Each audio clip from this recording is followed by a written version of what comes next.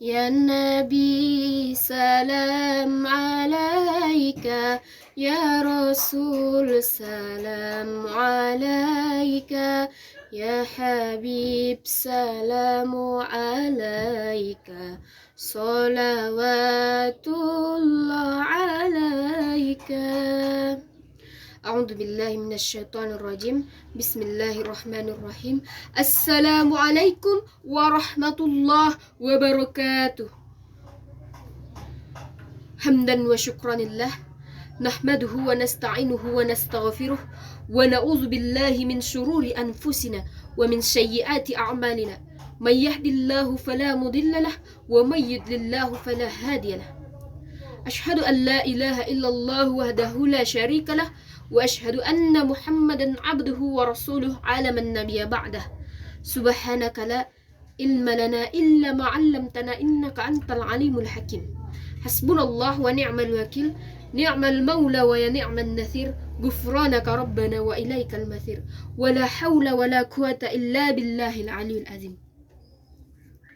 فقال الله تبارك وتعالى في القرآن الكريم بعد أعوذ بالله من الشيطان الرجيم بسم الله الرحمن الرحيم لقد كان لكم في رسول الله أسوة حسنة لمن كان يرجو الله واليوم الآخر وذكر الله كثيرا صدق الله العظيم. Langkah yang pertama, setinggi puja sedalam syukur, marilah sama-sama kita panjatkan kehadirat Allah Subhanahu wa Ta'ala, di mana Allah telah menciptakan langit tanpa tiang dan telah menciptakan bumi tanpa gantungan. Dan Allah telah menciptakan dua macam manusia, ada laki-laki dan ada perempuan, ada yang cantik dan ada yang kurang cantik, ada yang ganteng dan ada yang kurang ganteng. Tetapi kalau yang jelek itu tidak ada, karena Allah menciptakan manusia sebaik-baik makhluknya di muka bumi ini. Patutlah kita sebagai makhluk Allah bersyukur kepada Allah dan jangan banyak takabur. Karena Allah telah banyak melimpahkan nikmat kepada kita. Di antaranya nikmat kesehatan, kesempatan, nikmat melihat, berbicara, menyampaikan hal-hal baik. Dan masih banyak nikmat lagi yang tidak dapat kita hitung satu persatu. Langkah yang kedua kalinya, solawat bertangkaikan salam, berpucukkan rindu, berbuahkan kasih sayang. Semoga masih tercurahkan ke ruh junjungan alam Muhammad sallallahu alaihi wasallam, di mana syafaat dari beliaulah yang sangat kita harapkan di hari yauma la yanfa'u malu wala banun illa man atallaha biqalbin salim, di hari yang tidak berguna harta, tahta, jabatan, bahkan keluarga, kecuali hanya hati dan iman yang sejahtera. Patutlah kita menghadiahkan salawat kepada baginda Muhammad dengan ucapan Allahumma salli ala sayyidina Muhammad wa ala ali sayyidina Muhammad. Adapun kata-kata penghormatan dari saya, yang terhormat Dewan Juri Dai, yang terhormat penonton video ceramah pendek saya dimanapun Anda berada. Adapun judul pidato yang saya angkatkan pada kesempatan kali ini adalah jadikanlah Rasulullah Sallallahu Alaihi Wasallam sebagai suri tauladan, niscaya hidupmu akan merasa ketenangan. Ma'asyiral muslimin rahimakumullah. Rasulullah Sallallahu Alaihi Wasallam adalah manusia sekaligus nabi, sebaik-baiknya contoh tauladan. Mengapa begitu? Karena Rasulullah Sallallahu Alaihi Wasallam telah mengubah zaman kebodohan, zaman jahiliyah menjadi zaman yang penuh dengan terang benderang, dengan cahaya Islam pada sekarang ini. Rasulullah Sallallahu Alaihi Wasallam adalah seorang yang sangat kuat. Dibuktikan ketika dia masih 3 bulan di dalam kandungan, ayahandanya Abdullah telah meninggalkannya. Bukan sampai itu, ketika dia dilahirkan ke dunia, tepat di tanggal kelahirannya 12 Rabiul Awal tahun 570 Masehi, terjadi huru-hara di kota kelahirannya, yaitu kota Mekah, dengan datangnya tentara bergajah yang dipimpin oleh Raja Abraha untuk mengepung Ka'bah. Setelah dia berumur 6 tahun, ibundanya Aminah meninggalkannya untuk selama-lamanya. Kemudian dia diasuh oleh kakeknya. Dan setelah dia berumur 8 tahun, kakeknya pun meninggalkannya. Kemudian diasuh oleh pamannya.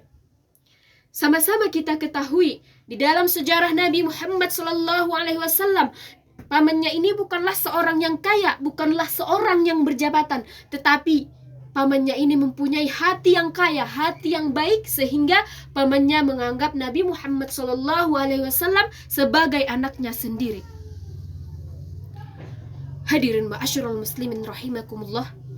Ketika umur Nabi Muhammad SAW 25 tahun, dia memperistri janda yang sangat kaya. Bukan hanya kaya, tetapi cantik muka dan cantik hatinya juga.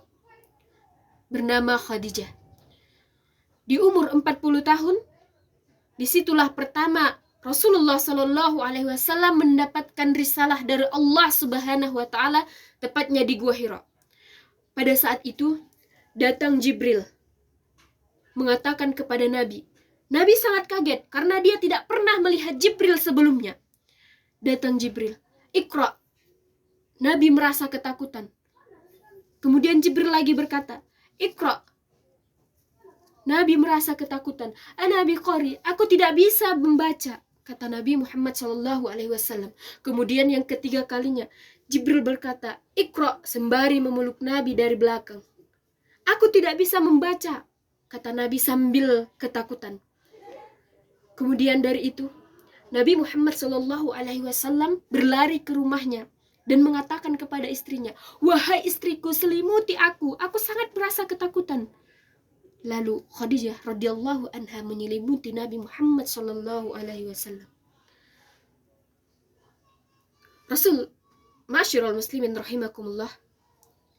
Rasulullah SAW sangat banyak perjuangannya kepada kita sebagai umatnya. Patutlah kita mensyuri tauladani Muhammad SAW, baik dari kejujurannya, gerak-geriknya ketika di dunia, dan masih banyak lagi. Karena Rasulullah SAW sangat berjasa.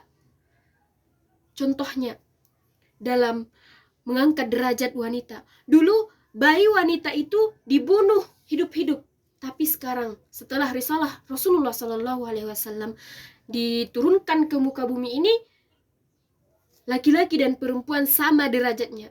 Bahkan perempuan 3 tingkat derajatnya lebih tinggi daripada laki-laki. Ma'asyiral muslimin rahimakumullah. Rasulullah SAW sangat menyayangi kita umatnya. Dibuktikan ketika wafatnya Nabi, sebelum dia wafat, ketika Israel ingin mencabut nyawanya, Israel melihat kegelisahan dan ketakutan di muka Nabi Muhammad SAW. Maka Jibril berkata, "Wahai Rasulullah SAW, mengapa terlihat kesedihan dan kegelisahan di hatimu, padahal Allah telah menjamin tempatmu di surga?" Kata Israel.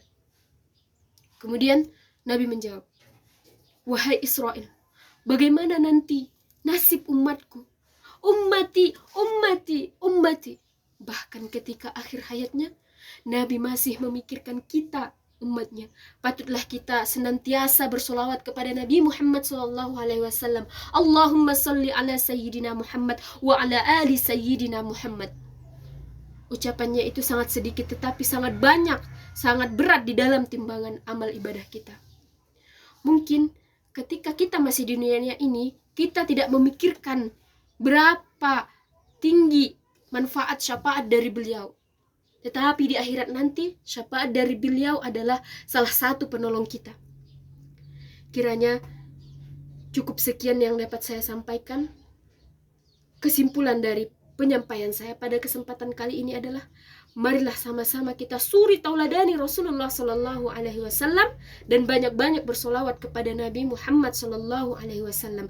Niscaya syafaat dari beliau yang dapat menolong kita di akhirat nantinya. Assalamualaikum warahmatullahi wabarakatuh.